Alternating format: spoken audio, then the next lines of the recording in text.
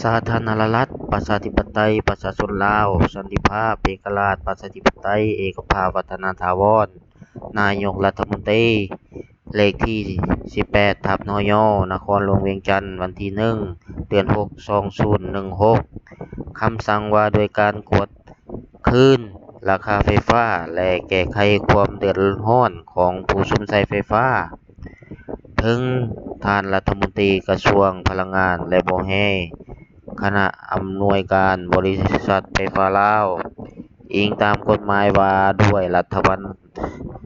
บาลฉบับปรับปรุงเลขที่69/สพศลงวันที่15เดือน12 2016อิงตามกฎหมายว่าด้วยไฟฟ้าฉบับปรับปรุงปี2012อิงตามความขัดข้องของประชาชนในสังคมที่เสนอต่อรัฐบาลเพื่อเพิ่มทวีกวดการาคาและการใช้ไฟฟ้าให้ถูกต้องสอดคล้องกับตัวจริงให้ความยุติธรรมแก่ทุกฝ่ายสกัดกั้นปรากฏการณ์ย่อท้อและความผิดพลาดบ่ให้เกิดขึ้นในสังคมพร้อมทั้งยกสูงความรับผิดชอบของพนักงานในการปฏิบัติหน้าที่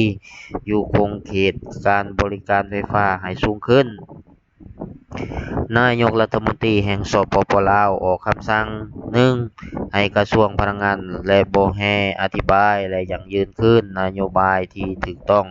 เป็นธรรมของรัฐบาลเกี่ยวกับการพัฒนาพลังงานและการนำใช้พลังงานเพื่อรับใช้ชีวิตการเป็นอยู่ของประชาชนในระยะผ่านมาและปัจจุบันเพื่อให้สังคมได้รับรู้และเข้าใจอย่างถูกต้อง 2. ให้กระทรวงพลังงานและบ่แฮ่สมทบกับทุกภาคส่วนที่เกี่ยวข้องกวดคืนมาตรฐานเทคนิคและสอบหาสาเหตุตัวจริงที่พาให้เกิดมีความผิดพลาดในการออกใบบิลไฟฟ้าและค้นคว้าแก้ไขปัญหาดังกล่าวให้ไว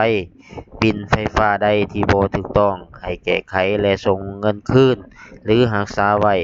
ชำระค่ากระแสให้ผู้ใช้เดือนต่อไป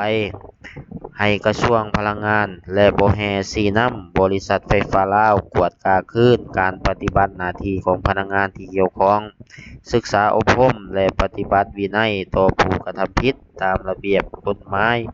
ปรับปรุงซับซ้อนพนักงานให้สอดคล้องกับหน้าที่ความรับผิดชอบเพื่อสกัดกั้นบ่ให้ปรากฏการณ์ย่อท้อเกิดขึ้นอีก 4. ให้บริษัทไฟฟ้าลาวตั้งศูนย์รับข้อขัดข้องและข้อข้องใจของผู้ใช้ไฟฟ้าและลงกวดกาแต่ละกรณีให้ละเอียดด้วยความรับผิดชอบสูงเพื่อให้ความยุติธรรมต่อผู้ใช้อย่างแท้จริง 5. กระทรวงพลังงานและบ่แฮ่ค้นคว้าปรับปรุงราคาไฟฟ้าขึ้นใหม่ให้สอดคล้องกับพื้นฐานเศรษฐกิจและการพัฒนาตัวจริงของประเทศเสนอต่อรัฐบาลเพื่อพิจารณานายกรัฐมนตรีแห่งสปป.ลาวทองรุ่น ศรีสุฤทธิ์